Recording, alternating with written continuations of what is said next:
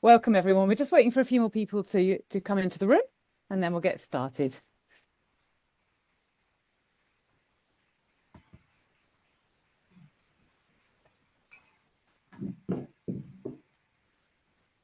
I think that's everybody that's waiting so far, Charlotte. Okay, great. Well, hi everyone. I'm Charlotte from the Green Register. I've probably seen quite a few of you before, but it's good to see you again. And this is my co-director, Tom, the lovely Elaine. And let us also introduce Kelly Vaughan-Watkins. She's from Bath College and is going to be talking to us a little bit later about what Bath College are offering and how they're pioneering training in this sector. We normally give this space, our Twilight Talks, monthly Twilight Talks over to others to share their new products, their innovative new services and other initiatives. But we sort of grabbed this for ourselves this time because we are just about to launch a new level 2 qualification in retrofit skills. And we thought it'd be a great opportunity to tell you a bit more about that. So yeah, usual housekeeping. If you wouldn't mind just keeping your mics muted until we ask you to turn them on again. Videos, they're fine if you keep them on, that's no problem. We are recording this, so the recording will be available afterwards. Actually, Elaine, I don't know if you're able to press the record button if it hasn't been done. And yeah, wonderful, thank you. And we'll definitely be inviting questions and answers a bit later in the session, but please feel free to share any thoughts, questions, comments in the chat as well as we go along, and we'll try and pick those up as we go through. So I guess we'll kick into the session, and we just wanted to start by saying, who are we? Who are the Green Register? We know some of you guys already and you know us, and that's lovely. If you're new to us, we are an independent training organisation. We're self-funded and we've been providing training in sustainable construction for over 20 years. I think our founder, Lucy Pedler, is on the call. So hi, Lucy, who had a very innovative vision 20 years ago when really no one else was thinking about building sustainably, or very few people. So she started the Green Register, and here we are today. We've probably trained thousands of people over the years in all sorts of different topic areas, all of which matter, and it's a huge topic area overall. And I suppose, you know, background to that is that the construction industry has a significant impact on the environment. We all need to work together to make quite a big difference to that. And so, you know, we believe that difference kind of starts with knowledge. So that's what we're here to do, is to share knowledge and community. So what kind of training do we offer? Just a wide range of sustainability construction topics, anything from airtightness right through to, I don't know, woofy and everything in between. We offer quite a lot online, so people from all over can join us. But we also do in-person events as well. So we've got site visits and other in-person training coming up as well, which we can tell you a little bit more about later. And we try to be quite inclusive, include everyone across the industry, through from contractors, labourers, right through to designers, consultants, engineers, surveyors, and clients, and anyone in between. And we want everyone to join us and be on board. So do think about going to this link here to look at our upcoming training and networking events. And of course, if you are a Green Register member, then you can access everything either free or very low cost, and gain lots of other benefits as well. So those are the links there, and we can share these slides afterwards. So kind of thinking about the Retrofit Challenge, why are we doing this training? Why are we running this, this new course? 1 million homes in the UK need retrofitting every year until 2050. And 2050 is our net zero national target. We're all supposed to be net zero by then. So that requires retrofitting around 26 million homes. Obviously, there's quite a few challenges with that, including funding, but having sufficient numbers of skilled contractors and designers and other people in the supply chain is a huge challenge. And it is estimated that the retrofit workforce has to increase threefold to meet demand Possibly more, depending on which statistics you see. I mean, one of the issues is that obviously the domestic market is huge, but it's actually quite difficult to enforce sort of minimum standards within that marketplace. It's fairly unregulated, and we think that by offering a sort of accreditation badge or a sort of common standard, then that will give clients, that will bring up a level of competence amongst SME contractors, but also give clients much more confidence to choose the right contractor, knowing that they are able to deliver what is needed in their homes. There's also the point that retrofit needs to be understood holistically and also in a practical manner by contractors and trades and everyone else in the supply chain. And inter-trade working is a really key theme here. So having everyone on the same page on the same project, understanding buildings as a whole rather than a sum of parts is really important. And yeah, sort of thinking about the leveling up of retrofit skills across the board means that we can start to create sort of competence frameworks that can be used by local authorities, by local retrofit schemes or hubs, and beyond that as well. So some of you might know us from the Future Proof days.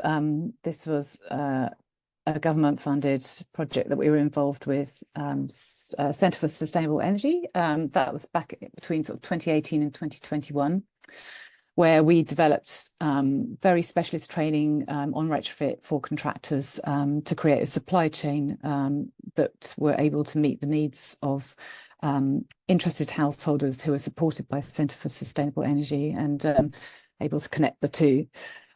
So we did pretty well with that, actually. We had to kind of start right from the beginning, but managed to build up this really quite robust training program that included all the really key elements of retrofit skills, such as moisture movement, air tightness, the building physics stuff, which actually was incredibly popular, as well as the practical training. And the people that came through that training, who were based in the West of England area that we're based in, we formed a WhatsApp group. These people are working together. They're still very much in touch. That WhatsApp group is incredibly lively and popular still. And they collaborate, they share knowledge, they share skills, labour, materials all the time. So, you know, that appetite is there. That appetite is there. And that's given us the impetus we need to create this new qualification. The other thing that came out of the research we did towards the end of the project was that contractors really do want accredited training. I think they did really enjoy the CPD style training, but actually having a badge to take on site, you know, the currency of having a level 2 or a level 3 even, is something they really wanted. So over to you, Tom.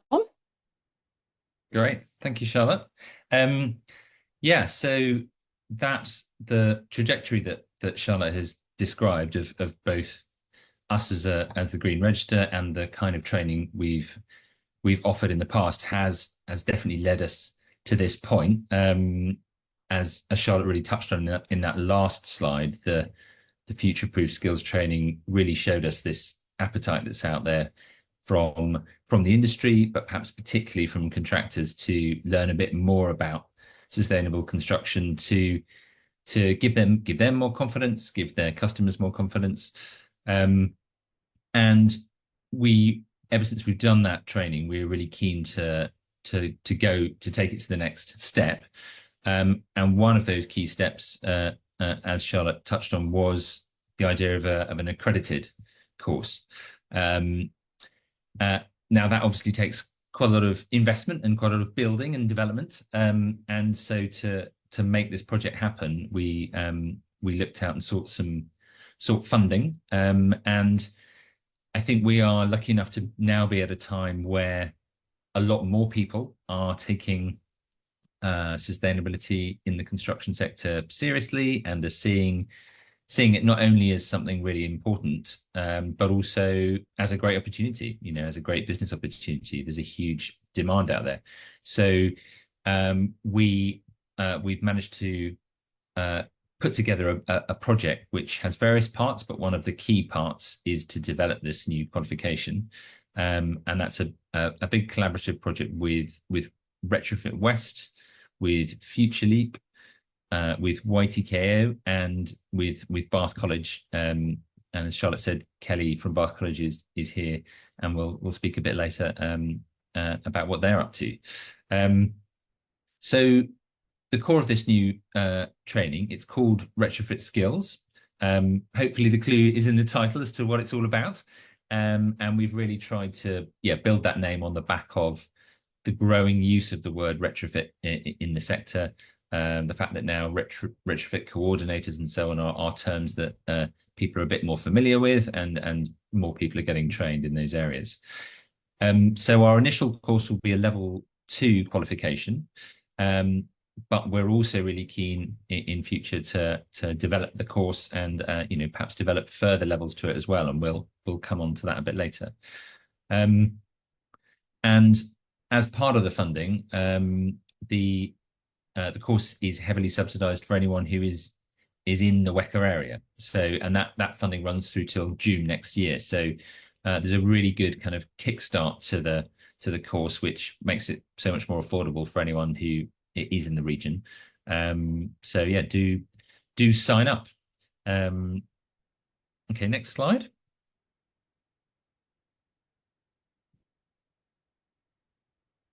So yeah, how do you find out more? So we've got information on our website about the qualification. There is a sign up page on there now, which has lots of information, some frequently asked questions, and you can learn. Should be able to learn all you need about the course on there. Obviously, if you need any more information, do get in touch with us directly.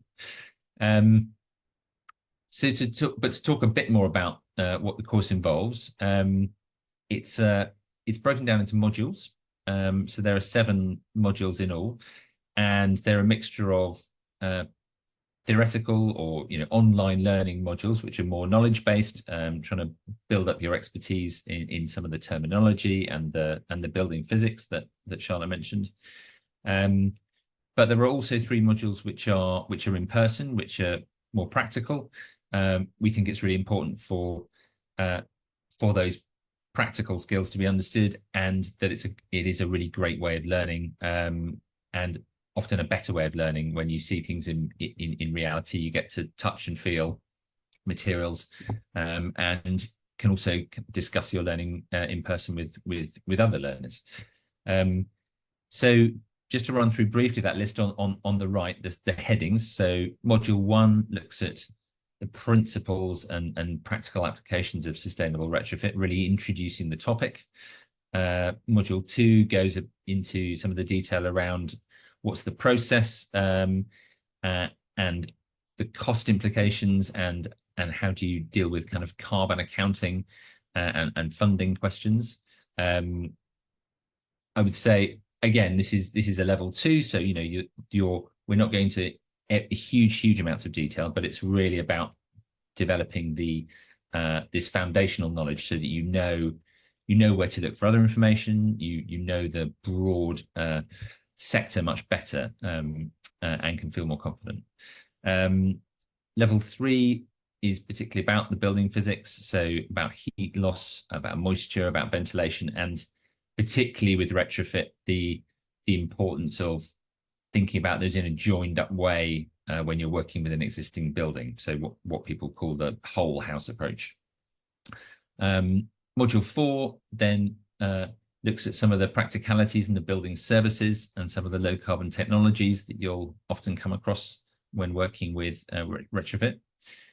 And then the last 3 modules are the practical ones. So module 5, insulation and airtightness, is really showing learners build-ups, materials, methods of insulating existing buildings, for instance, and actually getting some hands-on experience with insulations, with airtightness tapes and so Module 6 is really having a good look at heat pump kit and seeing how that works, how it integrates with other services. And Module 7, looking at ventilation kits, so demand controlled ventilation, mechanical ventilation with heat recovery, things people may know a bit about, but may not have dealt with themselves. So yeah, getting a better introduction to that. And all in all, you know, this theme of how things integrate. So all types of people are obviously very welcome to this course, but I think it's fair to say we're particularly focusing this at general contractors who increasingly need to deal with a lot of these issues, need to use other specialist contractors and so on, but might not know a great deal about those specialisms. So trying to, skill up those general contractors. Okay, next one, Charlotte. So back to you. So that was a whistle-stop tour of our upcoming qualification. And I think the other thing to mention there is that I think what we've heard from SME contractors is they don't always know how to have those conversations with householders and homeowners who might be interested in low carbon technologies or interested in retrofit, or know what their budget will get them and so on, or know what the opportunities are while you're, you know, replacing your kitchen. Is there a chance to insulate better or do some air tightness work, or maybe change your windows or doors? And we kind of want to empower SME contractors with that knowledge so they can start to have those conversations. They can answer questions from homeowners as well. So as Tom mentioned, you know, level 2, it's a starting point, but we would absolutely love to develop a level 3 qualification to allow a bit of to help people grow their knowledge in depths that they're interested in tailored pathways, and maybe get a bit more breadth of knowledge. And again, sort of building on the kind of community aspect of the future-proof training that we did. Really important to get people in the room together, having those discussions, sharing knowledge. You can actually learn a lot from your peers as well as your trainers. So I think we need to create that opportunity for people out there who might be working in very small teams or on their own. So we'd love to develop a level 3, maybe a level 4 after that as well.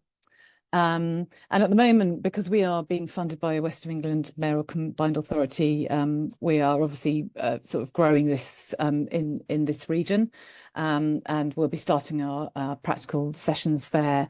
But we would we're very, very keen to expand. So if you or anyone you are connected with in your region may be interested in this, and actually running training like this in your region, working with local trainers who we can train up to deliver the practical aspects outside the sort of first 4 online modules, which obviously could be done from anywhere, then we'd absolutely love to hear from you.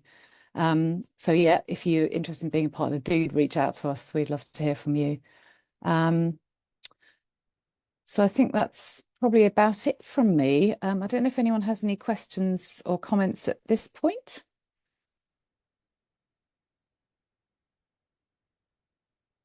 Just have a look in chat.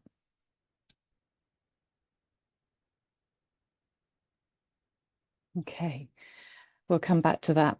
Okay, great. Thank you very much. We've got a few questions for you actually, but I'm thinking, Tom, should we let Kelly to do her piece first, and then we'll come back to the questions. Yeah, you expect to have your questions answered in about 30 seconds because that's how. Go for it. So my name's Kelly. I'm the head of department for all of the adult provision at Bath College, which stretches across our city centre campus, our Summer Valley campus in Radstock, but also in some remote venues that we deliver across the whole of the primarily Baines region, essentially. So I can't sit here and talk about retrofit like these guys can, where they're the absolute professionals who know what they're talking about. But what I can talk about is the partnerships that we've made with people like this, whereby we've worked with the Green Register and Retrofit West to look at how we can be part of something that we've seen for WECA is a real skills priority with green skills, and look at something that is actually, we find a lot of apprehensiveness and fear of as well. You know, we've tried bringing, we embed green skills and delivery into what we do. It's what we're targeted to, but to actually deliver specific questions, specific courses around those is actually quite tough, as you know, the Green Register guys know as well. Getting that interest, both from the students at base level or up to the contractors that we all work with. So I think for me, the importance is that pairing with people, that working together collaboratively to work out how we can give people what they want, about how we can support SMEs. You know, if anything, with Bath College, we have a great team of business development consultants who work with SMEs to look at what their skills needs are. And it would be very big-headed of us to sit there and tell them what they needed and what they wanted to grow their business, to respond to the market that they work in, that they're essentially the experts. So for us, the green skills that we deliver here with the air source heat pumps is something that we know we do well. We're set up for it physically. These guys have seen our workshop, and we have the teaching and plumbing knowledge to be able to teach people how to do it. And the qual that we're delivering with Retrofit West is a level 3 qualification for qualified plumbers. So essentially what it does is it's a fully funded course which allows them to get that qualification and then take it out into the workplace with them. So while we can provide them with that, what we also need to know is what makes people, and I think I've spoken to the guys about this earlier, what makes people want to involve themselves in these areas? What kind of skills do they need? We can see what's coming up. We can pick up on trends. We can work with the LSIF in the region to see where we want to be focusing things. It's actually the smaller parts where we want to attract the SMEs, we want to work with the SMEs. So how do we do that? How do we build those relationships and respond to what is actually going on out in the field, essentially? So just to plug what we do, we've got a couple of air source heat pump courses coming up through Retrofit West. They are fully funded for SMEs working in the area, and they're one evening a week at our Summer Valley campus for 4 weeks. So we've condensed the course down. We put it in the evening to make it easier for people to get to, for their staff to get to. So as SMEs, you don't want to be losing money in the daytime by sending your staff off or yourself off if you're self-employed. So trying to be as responsive to that SME need as we can to work around you. So yes, we've got a couple of those going on. So I'll put my contact details in the chat. So if anyone wants to sign up or wants more information, we can send that on to you. So that in a nutshell is what we're doing and what our part of that Retrofit West is, the bigger project. We're just a small part of it, but actually a very proud part of it. So yeah. Fantastic. Thank you very much, Kelly. Yeah, and hopefully before we kind of jump into questions and stuff, you can see that from what we've been talking about with our qualification and how Kelly's been describing the courses they offer, they don't cover everything by any means. You know, they're covering 2 areas that we think are very important, but I'm sure there are lots of others you'll know about that you either know about training or want to see more training in. So yeah, no, we'd love to have your ideas on all those sort of topics throughout the rest of the session. Yeah.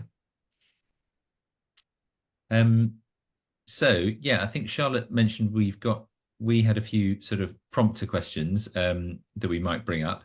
So maybe we'll just bring those up again, but then maybe kick off with one question we've already got in the chat. Yeah. So Charlotte? Yeah, so actually someone did ask us a question in the chat, and it is, where do you stand on the fabric first versus fabric fifth argument of Nigel Banks? So I have to admit, I didn't know about the fabric fifth argument, so I looked it up quickly. But yeah, it does make sense. Which talks about at what stage in a retrofit process should you look at improving the building fabric? So often people say fabric first, i.e. that's the first thing you should look at, essentially better insulating your home, be that double glazing or putting insulation on the walls or insulating the roof. But there are lots of other things that you can really usefully do if you're looking to make your home more energy efficient, like changing your heating system, for instance. So yeah, it's not necessarily top of everyone's list to address the fabric. But I think one reason for that is because it's a big job and it can be quite an expensive job. I would still say in terms of saving energy, updating the fabric first is still the best option. But obviously everyone has a budget, and so yeah, I can absolutely see why you might decide to say upgrade your heating system first, particularly as you can often get grants to do that sort of thing. For instance, to install a heat pump, and so you may get kind of quite a good bang for your buck doing something like that, versus the payback period on insulating all of the fabric of your building may be quite long. So if you're not necessarily planning to stay in your house for many years, that may not seem like the best option. So as with all these things, it's quite a complex, that may seem like a complex answer, but that's because it's quite a complex field. But yeah, very definitely, we don't want to sit here being, as Kelly said, sort of dictatorial about the way you sort of must do things. We're definitely open to all the views. So yeah, great question. Thank you. Okay, well, this is where we can ask you to switch on your mics, and or get your fingers ready for the chat, because we wanted to ask you this question: what does your region need to kickstart retrofit? Would anyone like to pipe up? We'd love to hear from you. Or if it's already happening, you can tell us about a great case study. Joe's saying in the chat, training. Joe, which region are you in?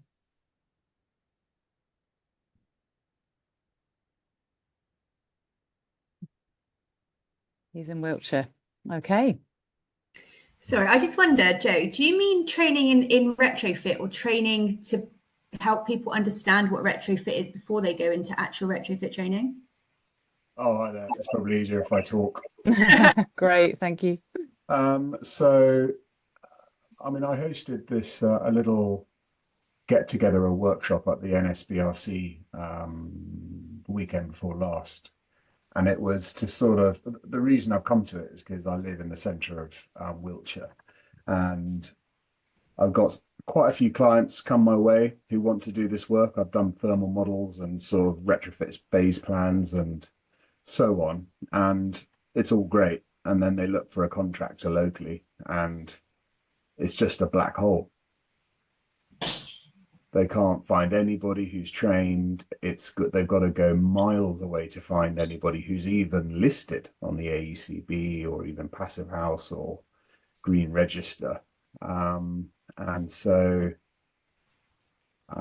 they stop because contractors can't make a profit coming all this way to do the work. And then, the clients, it's just a nightmare because they just stop in their tracks, sadly. Or they're like, oh, we're keen, we're just going to have to delay this until we can find someone. So that's it. So it's kind of my mission at the moment, actually. It's why I'm doing this and why I've signed up for your training, to sort of take it under my wing and speak to some people who are contractors but not trained, and asking clients actually to maybe share the cost of eager young contractors who are maybe starting up their business to, I'll split it with you, everyone wins type thing. And then because I'm an architectural technologist with retrofit training, I was thinking of coming on board and having an architectural practice stroke retrofit construction company. So it's all these multiple elements going on, but yeah, that's a very long-winded way of saying there's no one in Wiltshire who'll do it.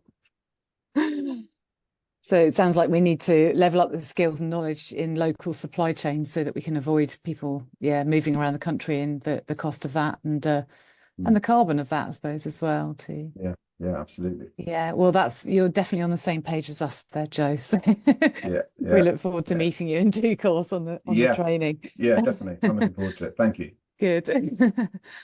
And yeah, in a related way, yeah, the may not have these on top of your head, Joe, but as Charlotte said, we are looking beyond the life of this project to expand the training more nationwide. So going forward, any ideas you've got about partners in Wiltshire, or in fact, obviously to anyone else on the call, local partners, would be gratefully received. Absolutely. And the other thing that I didn't tell you was that we have actually got a mobile training unit, so we can move outside our own region. We have wheels, and we are currently in the process of building training rigs and demo kit and so on, so we can actually bring Retrofit to you as a training vehicle. So there's always that possibility as well. Amazing. Good stuff. Elvid, nice to hear from you. So you think we should have practical training academies for tradespeople and servicing engineers? Yeah. Yes, in Wales. It's an idea that I think has already been realised up in northwest Wales. I claim no credit for it whatsoever, but Housing Association of ADRA, which is ADRA, it stands for Home in Welsh. They've set up now, and it's been going for at least 2 years. An academy for its own tradespeople, whether they're involved in the fabric or whether they're involved in the installation and servicing of heat pumps. Because in Northwest Wales, you cannot be beholden to especially people who from over 100 miles away in the in other parts of the UK. You've got to have a captive workforce in that location. So they've set it up in Penygroes, and I believe it's a real beacon of best practice. I think it's something that should be repeated across Wales. I probably think it's working really well up there in Northwest Wales, but why not have something at a sub-regional level? Maybe half a dozen at least, and they offer something that the colleges don't, because they also work with tenants as well, about how to use your home and maybe even converting some tenants into tradespeople. So it's a really it'd be a great thing actually to have a talk off of them. Maybe Charlotte can exchange some ideas, and maybe we can attract them to do a talk about how what it is, how they set it up. And I think it's just wonderful. Yeah. Yes, that sounds really great. And it's so nice to have pioneers in in the UK that are doing this stuff already. We can all learn from that. So we'll thank you. We'll definitely pick you up on that and try and get them along. That's great. Thanks. Perfect.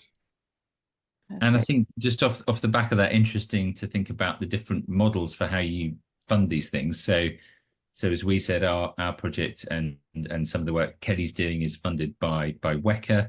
Elford, you've just talked about an example that's funded by a housing association. They see the benefit of doing that in-house. And then someone else in the chat has said, there needs to be more, central government kind of push in this area. So there are all those, different models for how and maybe we need all of them to tackle this from all sides. Yeah. Mm-hmm. Yeah, so I think you were kind of referring to James's point there in the chat there, Tom, reform of policy to incentivise uptake. The last government step back from EPCC targets dramatically impacted the direction of projects I work on. Yeah, James, feel free if you want to elaborate on that point. You're more than welcome to switch your mic on. Yeah, hi. Hi. Hi. So I work with historic buildings, and so a mediated target of best performance relative to what can be reasonably achieved, which I think is what everybody's concerned about, trying to be too ambitious, trying to overdo any project. Lots of people that fund those projects, project managers, were aligned that they recognised they needed to step into the issue of achieving better energy performance. And when they changed the targets, the policy targets, it just stopped. It was the most profound change in direction of retrofit that I've seen. I think it would have flushed out where contractors are and are not willing. So I think when we talk about how to stream in the right skill sets, until it's incentivized, it's going to seem exclusive and on the side, and harder for people to focus. But when it's part of a broader necessity, I think it becomes an easier thing for the construction industry to address. The other one was the leading work. So I've led a retrofit of a historic building and spent 13 weekends training over 40 people in the use of different types of plasters. And none of the people that I trained had a construction background. And I think recognizing the methods you employ, and that building's got an MVHR system in it as well, but this is a wholly different story, where the people leading that dramatically underestimated how you deal with it and moved away from the designs that they had. And so there's a different lesson there. They'll find out about all the problems that they've set up for themselves when they try operating it. The building's not running yet. But on the easy bits, because we knew how we were delivering it as a community, I knew the only option we had was to plaster the building using insulating plasters. So we engaged local suppliers. I think once those local suppliers and manufacturers, fabricators, so some UK-based, some abroad, recognize that these projects offer an opportunity and a narrative, then you can start to build that network a bit more. I suppose what I should be able to say to you is, and as a result, 15 plasterers came on the training course, but that didn't actually happen. Although that is one of our lines. There's a chap called Dahir Mohammed, who's based in Bristol, who's trying to help plasterers upskill, so learn about other plastering techniques other than gypsum, but all as part of retrofit. Great. He sounds like a useful contact. Do feel free to connect us. Yeah, that would be great. And exactly as you say, like a good example of being able to facilitate one particular project, but yeah, also a good example of a relatively easy to gain skill that if contractors gain, they could really make the most of. Yeah. Yep. And we've got a hand up from R. Chapman. Do you want to just ask your question? Yeah, hi, Robert Chapman. I'm based in Cardiff, and I note Alvid's comments earlier. I think you're just asking a question about what could facilitate or make things happen. And as I was listening to the question, I scribbled down a number of headings. Finance. Sorry, these are in no particular order. Finance, inertia, behavior change, education perhaps is linked to that. Confidence in contractors and contractor skills. I think that's a biggie. Trying to, and I know this because I've installed in a modest way an air source heat pump into my 2-story office, which I've now let out, and indeed I'm trying to investigate an air source heat pump installation into my domestic property, having undertaken various retrofit stages, insulation in the roof, fabric, blah blah blah blah. Yeah, there's a whole collection of things, and I just get a sense at the minute that things are disjointed, and also there are hurdles. So just to conclude, domestic property, air source heat pump, eventually managed to pin down a contractor who I think can deliver with the requisite standards. The next little hurdle for me is planning consent. So you mean for the heat pump? Indeed. Yeah. Because it'll be outside. It's quiet. I know that because of previous experience, but it adjoins a boundary. It's within, it's within 1 meter of the boundary. It needs planning consent. So that's just another thing that sort of gets in the way. So I guess I'm kind of suggesting that there are things that still get in the way. Planning is a force for good. I fundamentally believe that. But there are certain things where you think, well, could that not come within the umbrella of permitted development, all things being equal? Anyway, it's a good point. Thank random you. thoughts. Yeah, no, interesting thoughts. Thank you so much. Right. So we're just picking up a few more comments in the chat. We've got Alan Chapman. Given the multidisciplinary trades required for retrofit compared with the subcontracted trades used in new build projects, is there a need for small teams of multi-skilled people to complete the retrofit of individual buildings? Alan, feel free to talk more if you would like to.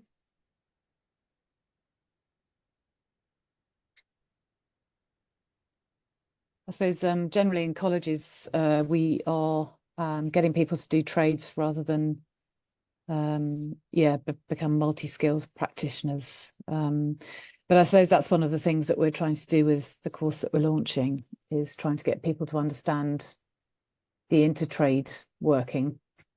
Ideally we'd get everyone, the whole team, put on the course so that everyone understands where the other trades are coming from, and have this sort of bird's eye view of the whole project, because that's so important with retrofit. But I do also think that, absolutely agree with that kind of joined up approach and the importance of it. But it could be a network of subcontractors rather than one small contractor. In an ideal world, yes, but it's more mouths to feed. It's a bigger undertaking for any business to do that. So yeah, one of the really nice things we've seen out of, for instance, the group that Charlotte mentioned that have grown out of our last training, the future proof training, is that they're constantly working with each other, and between them they're able to have the range of skills they need, rather than having them all in one company. So again, that doesn't have to be the only solution, but it's really good to see that seems to be working as an alternative. Yeah. So we've also got a question or a comment from Claire T, saying there's a free course on at my local college and a big research project on barriers, but I think a lot of research has already been done. Need more on understanding the motivation of householders to do it. So yeah, great point. I don't know if, do you want to expand on that at all, Claire? Yeah, thanks. I've been to various different talks that people have done a lot of academic research on what all the barriers are, and I just feel like it's not being joined up nationally. So people keep doing that research and spending all this money on it rather than actually just getting on and training people to do it. But then you also have to have some sorts of carrots and sticks to get contractors to do it, but also for the householders to get people to do it too, I think, because it's not a very immediate cost saving. So I think up to now, more or less, unless people are getting it free or subsidised, or unless they're very green and do care about the environment, there's not enough incentive for them to do it, really, to go through all that mess and hassle. Yeah, you're absolutely right. I don't know if anyone's got any insights on householder drivers. I know Marianne's on the call. I don't know if you'd be interested in saying something about that at all, or anyone else. Well, Claire, maybe you have your own thoughts about what you think. Well, one thing that I think is that it should be a recognised benefit to a house to have a certain amount of insulation, and that the EPC is too much of a blunt instrument, so it doesn't really affect how energy efficient a house is or how much it will save. And I think anecdotally, estate agents say that if two houses are otherwise equal, then somebody might choose the one with the solar panels and the air source heat pump and the insulation, but there's still not enough widespread knowledge or enough recognition, because on average you could say, an extra bedroom will add a certain amount to a house, or a garage will add a certain amount, or a garden will add a certain amount, but you can't do that with insulation, air source heat pump, solar panels, batteries. I just feel it's not really. I think when it is, then that if that value is added and recognised, it will be a lot more people will be keen to do it. Yeah, I think that's a great point, Claire. And I think now, particularly now that energy prices are I think better understood and better publicised and more more on people's minds because of the high costs, it's a great moment to try and make that more and more apparent. So, you know, yeah, if you were going to buy a house, if it actually said, you know, bills are roughly this a year versus another house, again, it might tip the balance, as you were saying, if someone was making a choice. Yeah. There's some actual metrics that go along with the other house data, like the floor plan would be good. Yeah. Also, and I think the grants get the grants go on, get Karen. so confusing and so changeable, and I spent quite a long time last year trying to understand them all, and even ringing up people in the government department to try and understand it. And to be quite, I couldn't really get a straight answer out of anybody for a lot of them. So if somebody that really wants to try and understand it can't understand it, you know, God help. Like I was going to say the man in the street, but that's a bit sexist. But I mean, you know, somebody that doesn't really know that much about it, they're just not going to understand it unless somebody comes along with it on a plate and says, look, here you are, we'll do this for you for this amount of money and this is what it will save you. So just, and not enough people yet are doing it for the environmental reasons. Actually, Marianne Heaslip, who runs People Powered Retrofit in the Northwest, she's based in Manchester. I think she's had to drop the call actually, but she raised a point that sort of relates to that as well. So she's saying consistency in policy projects and funding would be nice, but maybe we could stand more chance of getting that with recent changes at national government level and some of the recent guidance from Historic England's Healthy on Traditional Buildings. And she's saying that her experience is about growing demand among clients at the same time as building confidence and experience among contractors. And that's definitely what we sort of try to do with the Future Proof project, keep the supply and demand in tandem with each other. Because if you get one of them out of balance, then people lose interest and wander off, essentially. So sort of keeping them in tandem is really important. And we're also trying to do that with Retrofit West, which is kind of the replacement hub almost that Future Proof was. So they're trying to support homeowners as well as growing a supply chain for contractors locally. And I think it's probably quite a good retrofit model for different regions, you know. It's a big ask though, isn't it? There's so many different aspects to it, and then all of a sudden they'll probably all come together and start happening, but it feels like there's so much spade work first. Yeah, spade work, that's a good way to put it. Yeah. That's great. So just to pick up on a couple of the other comments, so NFA architects, you know, picking up on the question you asked, Claire, and my comment on that, saying a similar thing, you know, main drivers are decreasing bills, followed by green feel good factor and resale potential. So yeah, those same areas that we were just discussing. And then yeah, a really interesting comment from Alex Jude about the perception of how much retrofit work there is out there, and that's obviously affecting contractors' tendencies to want to train up more or not, depending on what sort of pipeline they can see. I mean, I guess it seems obvious to me that there's an enormous pipeline of retrofit work, but maybe that's not that's not quite so apparent. So yeah, Alex, I don't know, did you want to talk more about maybe why, in your view, that's not as obvious to everyone? Yeah, sure. I can chime in. I don't know. Can you hear me okay? Yeah, fine, thank you. Okay, great. Yes.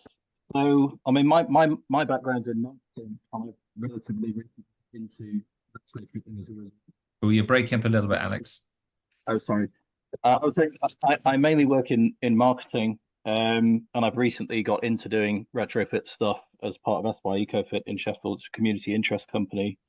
So I find it interesting from a marketing kind of perspective that there's a lot of talk about demand, and it should be there, and the need is there to do retrofit, obviously, to meet these targets. But when I'm speaking to contractors, on the one hand, they don't know what retrofit is, so it needs kind of explaining to a lot of them. We're talking about kind of contractors who are not specifically into retrofit. So I see a big divide between those who are already doing it, like a high proportion of their work would be retrofit, and they're very eager and really enthusiastic about it, and they want, as you say, accredited training.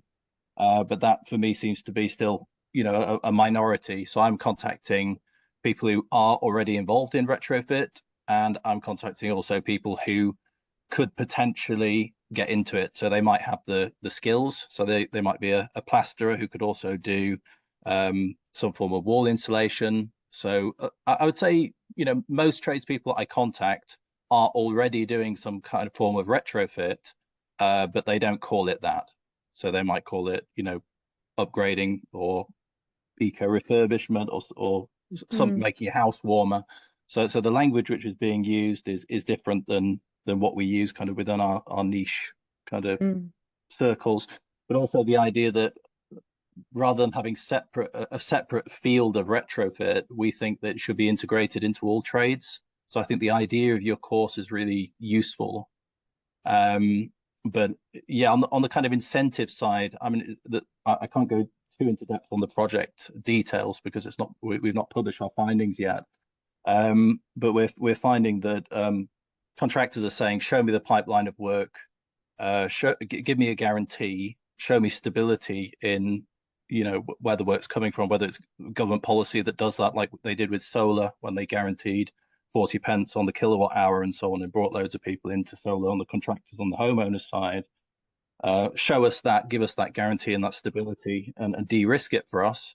And then, yes, we're very happy to go on your training. We jump on it tomorrow. So the most interesting question, I think, for me is kind of, I thought it'd be a straightforward question to what extent would retrofit training, if it was given free, for example, be a priority for your business in the next 3 years? And most of them say we don't know how to answer that question. So it depends on the landscape. So again, what we're finding is the vast majority are incentivized by stability of earnings and guaranteed pipeline of work into the future. So it's really frustrating because obviously on our side, we see that there should be huge demand and this work needs to be done.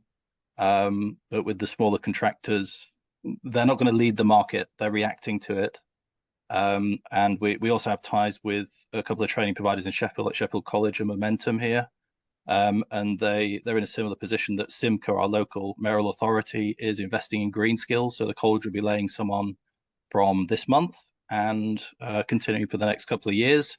But obviously another part of our project is focusing on the training providers, and they're worried about not getting enough bums on seats because then the funding for the retrofit courses doesn't continue and we can't maintain this momentum.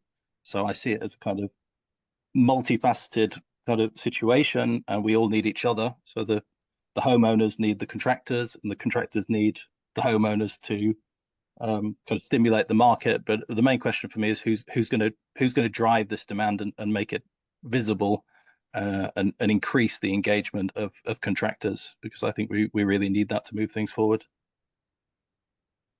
Yeah. Great points, thank you. Yeah, I think probably a familiar sort of situation, a situation a lot of people on the call are probably familiar with there, I think.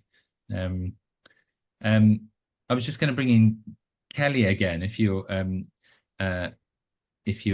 got a view on this, Kelly, but I was thinking you must presumably get some feedback from people who come to your courses as to why they think it's worth investing in the training, what kind of business opportunities or pipeline they see. Yeah, so it's been quite minimal, really. I mean, we're targeted with not just getting people the training, but also supporting them into getting their first contracts as well. But the feedback that we've really had is while there is interest out there, it's nothing that's kind of setting the world on fire, and no one's really kind of breaking their doors down to get it either. And I wonder if that's kind of what's putting the SMEs off. I mean, you kind of need everything to drop, don't you? And I think I said to Tom and Charlotte earlier that one of the ideas that some people in our area have is that we need those big contractors to start taking these things on board and dropping those skills requirements down to the smaller ones before they take it on. But I know the thing is as well with Retrofit West, and there are other schemes out there to support people who have these skills into finding contracts with the homeowners. It's just that whole chicken egg situation, I suppose, isn't it? Like, do we get them trained up ready, but we don't want to be in the position where people are asking and we've got no one trained up, but is it too much? Is it too much of an investment for small contractors? to get their staff trained up before it drops, or do we need to wait until they're seeing that need? I don't know. Is it there's just too much going on and having these skills aren't at the forefront of their mind, or is it they're not being asked for them? Or is it just, I don't know. I don't know. If I knew, I'd be laughing. I laugh at that. But do you know what I mean? We've really seen that there doesn't seem to be a massive need for it from a homeowner perspective, which is then putting the SMEs we work with off engaging in that learning. And for us, that's been a bit of a shock, because the learning we provide is fully funded. So essentially, we're giving them a skill to put them ahead of the game. And I know at the LCF 2 years ago, they were talking about how colleges, and I know it's not just us, it was Western and City of Bristol as well. We're ready almost. We're ready to go. It's just we're waiting for everyone else to kind of catch up, essentially. I don't know. Is it too much of a gamble investing in upskilling to green skills? Yeah. Don't know. No, I think, yeah, really good points, Kelly. And I think to the point about how that sort of chicken and egg situation, I guess that's one interesting part of the project that we're working on with Bath College and Retrofit West, is that Retrofit West are, so this is WECA funding, West of England government funding, and part of that funding is going towards actually trying to make those connections. So reaching out to homeowners and also reaching out to contractors and trying to kind of put them in touch, build up kind of registers of interested parties and directories of contractors who are interested in the work, and provide kind of education and information links to homeowners. So trying to kind of bring those sides together and link them up, because that is really key. I just wanted to pick on someone.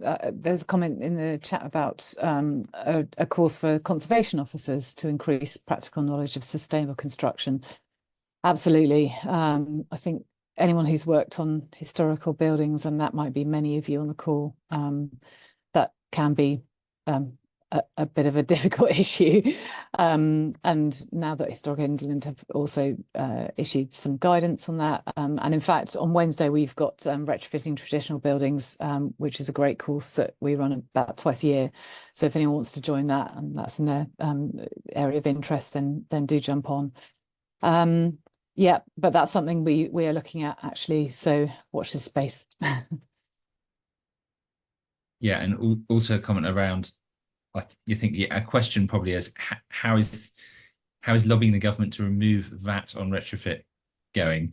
I don't know where that's up to. I don't know if anyone on the call does know where that's up to, do shout. Oh, Elfred's raised a hand. Do jump in, Elfred. Well, I wasn't answering your question, so it was almost coincidental.